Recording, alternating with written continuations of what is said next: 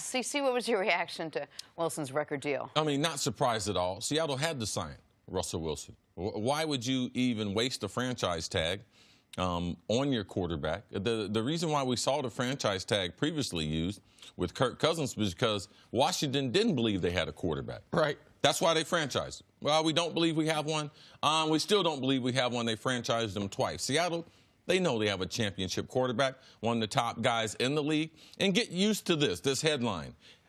Signing. This quarterback is now the highest paid. Over the next 2 years, this will probably change 5, 6 times. Like, we have that many young quarterbacks that are coming up for deals. Russell has a better resume than all those young guys coming up. He deserved it. Just like Aaron Rodgers last year deserved it. He's got 1 year left on his contract at $35 million over those 4 years. I like the fact it's not a long deal, 7, 8, 9 years like that. It's in his sweet spot. Russell's going to get another contract. So if he wants to go to New York, his wife wants to go to New York later on, they're going to have that ability in 5 years. But good deal for Russell. Great deal for the other quarterbacks that are trying to be paid after this.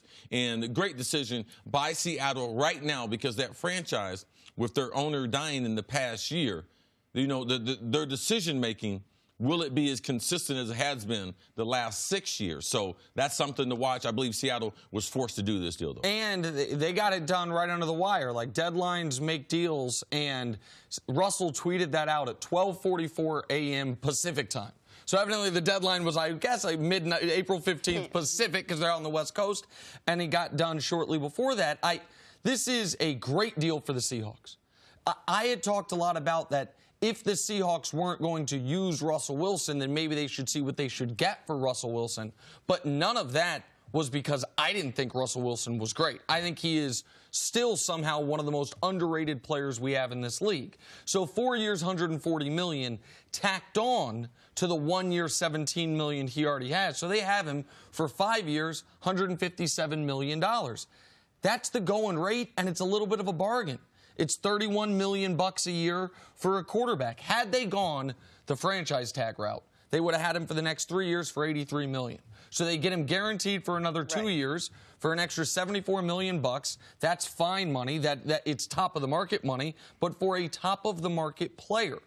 You only get yourself in trouble doing these deals when you pay top of the market money for a mid-tier player. If we switch positions, the Nate Solder deal isn't a bad deal if Nate Solder is one of the very best left tackles in football. It becomes a bad deal when he's a middle-of-the-pack left tackle and you pay him like he's the best.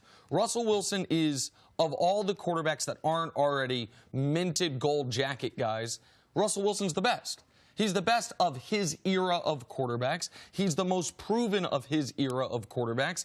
And of every quarterback in the league, he's the least health concern. He's never missed a game. In the last 2 years, he's only missed 5 snaps. And they average almost 12 wins a year with Russell Wilson. It would have been crazy for them to move on. Now, if he would have held to his reported demands, I want a percentage of the cap, then maybe this doesn't get done. Right. He came off that. They got a realistic deal done that pays him at the top of the market, and now Seattle can move forward. Well, the question that every team has to ask themselves before they head into the regular season is did we get better? Did we spend this offseason getting better? And you talked about a lot of needs that this Seattle offense has. They put a lot of money into Russell Wilson. Is this team in a position now to go ahead and compete in that division, or they still need to shore up a couple places? Well, ever since they've had Russell as their quarterback, they can compete. Does the team need to get a lot better?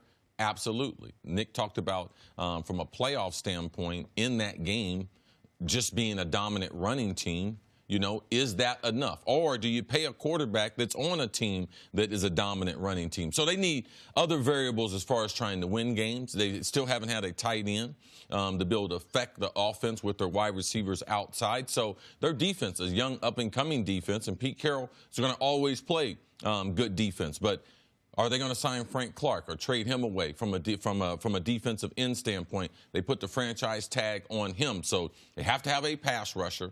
They have a good defense. But Seattle, to me, is still not as good as the Rams. So they're still going to be chasing the Rams. But as long as you have Russell Wilson, you have a chance in that division. And for me, a lot of the Rams' optimism will be surrounded by how healthy is Todd Gurley. what does Todd Gurley look like? Is he the Todd Gurley we'd seen over the last couple of years, or is he the Todd Gurley we saw over the last couple of games? Because we know Seattle has the best quarterback in that division. I feel like they have the best coach in that division. And last year was a down year for Seattle. It was the second worst year they've had since Russell was there. They won 10 games. So in a down year, their worst year was 9-7 the year before. That was their rebuild year. So part of what they did last year was invest in young defensive players via the draft. You should see some returns on that this season just because those players will get better. Now, do they need a better offensive line? Rinse, repeat for the last half decade, it seems like need a better offensive line. They spent a first-round pick on a running back, Rashad Penny, that had a bunch of healthy scratches last year. They obviously need more pass catchers, but getting Russell Wilson there keeps them, to me, at the top of the playoff discussion. Let's not forget who's on the Rams. His name's Aaron Donald.